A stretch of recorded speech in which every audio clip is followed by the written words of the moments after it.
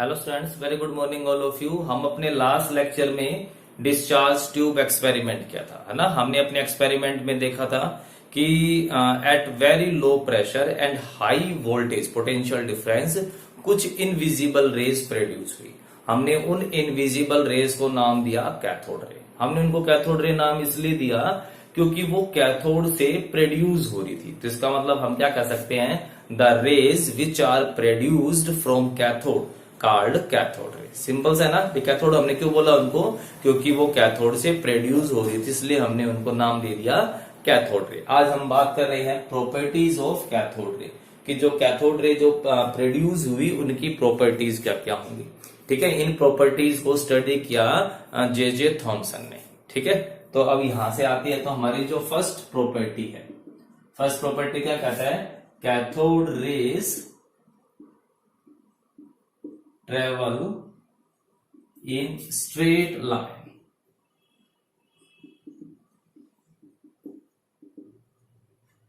Travel in straight line. अब ये कैसे पता चला कि भाई वो स्ट्रेट लाइन में चलती है। वो उन्होंने क्या किया कि जो डिस्चार्ज ट्यूब थी, उस डिस्चार्ज ट्यूब में कैथोड और एनोड के बीच में कोई भी ऑब्जेक्ट रख दिया। ठीक है, तो क्या होगा, जब रेज आ रही हैं उस ऑब्जेक्ट बीच में आ गया, तो जैसे कि मैंने क्या किया, मेरे सामने एक लाइट का सोर्स रख दिया और मैं उसके आगे खड़ा हो गया, तो क्या होगा, पीछे मेरी जो शेडो होगी, इमेज बन जाएगी दीवार पे। तो बिल्कुल ऐसा ही हुआ।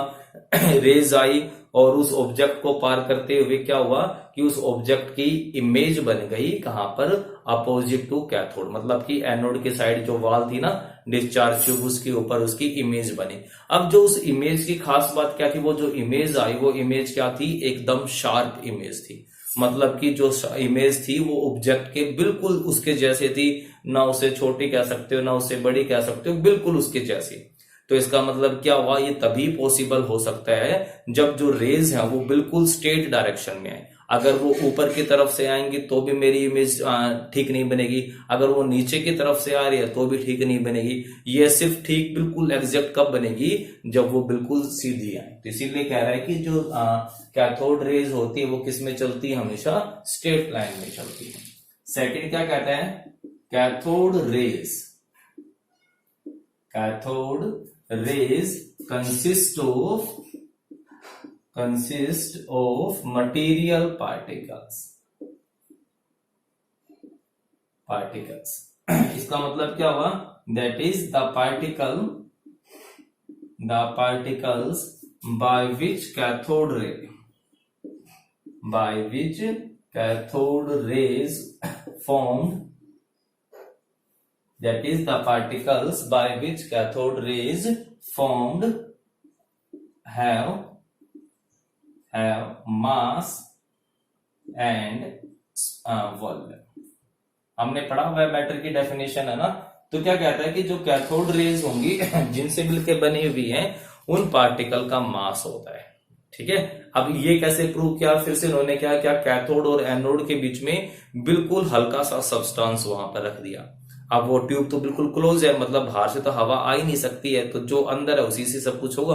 तो कहता है कि जैसे ही जो रेज थी, ठीक है, कैथोड रेज आई और जब उसके पास से गुजरी, तो उस सब्सटेंस ने, उस पैडल ने क्या कर दिया, रोटेट करना स्टार्ट कर दिया।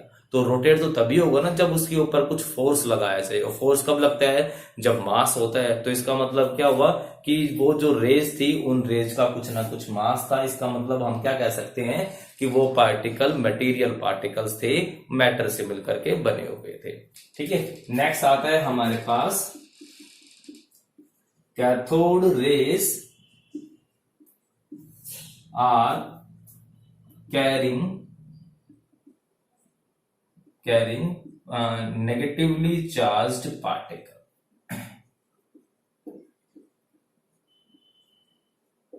क्या कह रहा है, कैरी नेगेटिवली चार्ज्ड पार्टिकल। अब ये कैसे पता लगाया, अब ये भी बिल्कुल सिंपल सा था। जैसे हमारे पास कैथोड रे डिस्चार्ज ट्यूब है, डिस्चार्ज ट्यूब में हमने कैथोड लिया हुआ था और एनोड ले लिया हमने।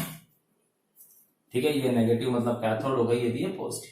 तो जब रेज इसके अंदर से गुजर रही थी, रेज यहां से गुजर रही थी, तो हमने क्या किया, हमने एक इलेक्ट्रिकल फील्ड अप्लाई कर दिया, मतलब पॉजिटिव और नेगेटिव हमने अप्लाई कर दिया। ये पॉजिटिव प्लेट होगी, ये नेगेटिव होगी। तो जो रे जो बिल्कुल सीधी डायरेक्शन में जानी चाहिए थी वो क्या हो गई, वो पॉजिटिव की तरफ अट्रैक्ट हो गई। अब पॉजिटिव की तरफ अट्रैक्ट कौन होगा, सेम चार्जेस में तो रिपल्शन होता है ना, अपोजिट चार्जेस में क्या होता है, अट्रैक्शन होता है। तो वो पॉजिटिव की तरफ अट्रैक्ट हुई, तो इसका मतलब क्या हो गया कि उनके ऊपर नेगेटिव चार्ज था, कि वो जो कैथोड रेज एक्चुअल में क्या होंगी, वो नेगेटिवली चार्ज्ड पार्टिकल्स होंगी। अगर नेगेटिवली चार्ज पार्टिकल है तभी वो क्या हुई, वो पॉजिटिव की तरफ अट्रैक्ट हुई। नेक्स्ट आता है हमारे पास cathode rays also deflected by magnetic field. भाई ये तो क्या हो गया, इलेक्ट्रिक फील्ड। जब हमने इलेक्ट्रिकल फील्ड अप्लाई किया तो कैथोड रेज क्या हो गई, डिफ्लेक्ट हो गई। तो वही सेम चीज यहां पर कहता है नंबर 4 क्या कह रहा है कि जो कैथोड रेज होंगी, कैथोड रेज क्या हो रही है, वो डिफ्लेक्ट हो रही है किससे, मैग्नेटिक फील्ड से। Cathode rays also deflected by magnetic field. जब हमने मैग्नेटिक फील्ड अप्लाई किया, नॉर्थ और साउथ पोल अप्लाई किए, तब जो कैथोड रेज थी वो फिर से क्या हो गई, वो डिफ्लेक्ट हो गई। जैसे कि हमने इलेक्ट्रिक फील्ड अप्लाई किया ना, पॉजिटिव और नेगेटिव, तब डिफ्लेक्ट हो गई थी। नेक्स्ट आता है हमारे पास cathode rays produce heating effect. Cathode rays क्या प्रोड्यूस करती है, हीटिंग इफेक्ट। इसका मतलब क्या हुआ कि जब कैथोड रेज किसी मेटल सरफेस से टकराएंगी, तो मेटल सरफेस से टकराएंगी तो क्या होगा, वो उस मेटल सरफेस को गर्म कर देती है, क्योंकि भाई वो रेज भागती हुई आ रही है, मतलब काइनेटिक एनर्जी होगी, और वो काइनेटिक एनर्जी किस में कन्वर्ट हो जाएगी, हीटिंग एनर्जी में। तो produce heating effect on striking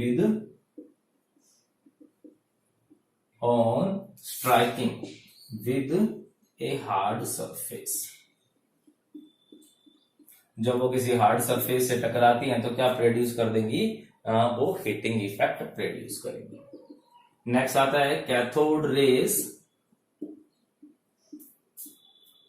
ionise the gases through which it pass.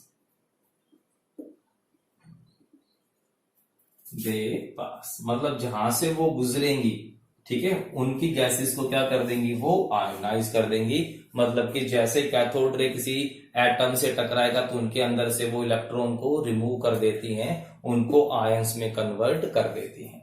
Next आता है हमारे पास 7, cathode rays produce X rays on striking with hard metals, ठीक है, लाइक टंगस्टन, मोलिब्डेनम एटसेट्रा। जब वो हैवी या हार्ड मेटल से टकराती है तो वो क्या प्रोड्यूस करती हैं, वो एक्स रेज प्रोड्यूस कर देती हैं, ठीक है। फिर नेक्स्ट है कि जो कैथोड रेज है वो पेनिट्रेशन इफेक्ट शो करती हैं। पेनिट्रेशन का मतलब क्या होता है कि किसी चीज को क्रॉस कर जाना, उसमें से आर पार। जैसे हम एक्सरे निकलवाते हैं तो एक्सरे के अंदर क्या होता है कि जो हमारी स्किन होती है, स्किन में से वो रेज पास हो जाती हैं, है ना, बट वो जो बोन, जो हड्डी है, हड्डी में से पास नहीं होती। जो हड्डी क्रैक होती है उस क्रैक एरिया में से पास हो जाती है, तभी तो उसकी पिक्चर बन जाती है। तो और वो एक्सरेज कैसे बनती है, कैथोड रे के हेल्प से। तो वही चीज कह रहा है कि जो कैथोड रेज है वो क्या शो करती हैं, penetration effect. These raise show penetration effect, ठीक है। It means they cross the thin surface. जो थिन सरफेस है ना, सिर्फ उनको क्रॉस कर सकती हैं, जो हैवी सरफेस होंगे या थिक सरफेसेस होंगे उनको क्रॉस नहीं कर पाएंगे। तब हमने यहां से हम क्या कंक्लूजन निकाल सकते हैं कि भाई जो कैथोड रेज होती हैं वो ऐसे पार्टिकल से मिलके बनी हुई हैं जिनका मास होता है जो नेगेटिवली चार्ज्ड होता है ना, जो इलेक्ट्रिक और मैग्नेटिक फील्ड से डिफ्लेक्ट होता है। तो मतलब कैथोड रेज एक्चुअल में किसी ना किसी पार्टिकल से तो मिलके बनी हुई है। अब उन पार्टिकल्स को भी कुछ ना कुछ नाम दिया जाएगा, तो उन पार्टिकल्स को ही हम क्या बोल देते हैं, उन पार्टिकल्स को ही इलेक्ट्रॉन्स बोल देते हैं। तो एक जो सबसे इंपॉर्टेंट प्रॉपर्टी थी, वो प्रॉपर्टी क्या थी, वो ये प्रॉपर्टी थी number 9, the charge by mass ratio, E by M, मतलब charge by mass ratio of cathode rays is independent on nature of gas and electrode। मतलब ना तो वो गैस के नेचर पे डिपेंड करती और ना ही वो इलेक्ट्रोड पे डिपेंड करती। इसका मतलब क्या हो गया, द वैल्यू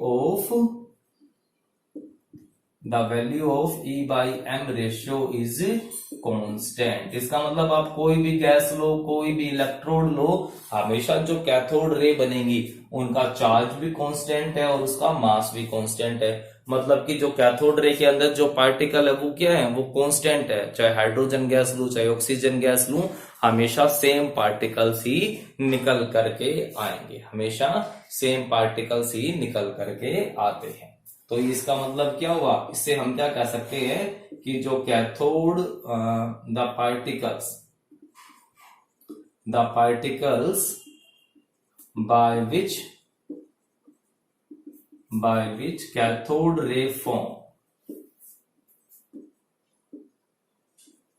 आर फंडामेंटल का मतलब बेसिक। कहता है कि जो पार्टिकल कैथोड रे में प्रेजेंट है ना, वो बेसिक है, वो तो सभी के अंदर होंगे ही होंगे। जितने भी एटम्स है, पार्टिकल्स है, सभी के अंदर। अगर वो नहीं होते तो चार्ज और मास की वैल्यू कभी भी कांस्टेंट आती ही नहीं। तो क्या कहता है, वो फंडामेंटल होते हैं एंड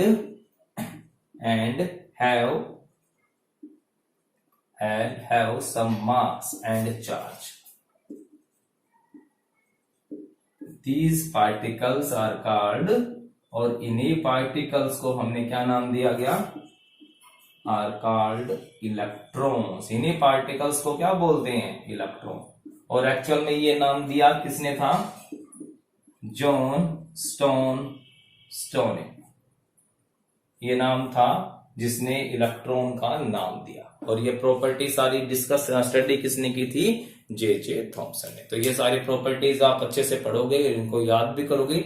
फिर भी किसी प्रॉपर्टी पे डाउट रहता है तो वो फिर से पूछ सकते हो। Okay, thank you.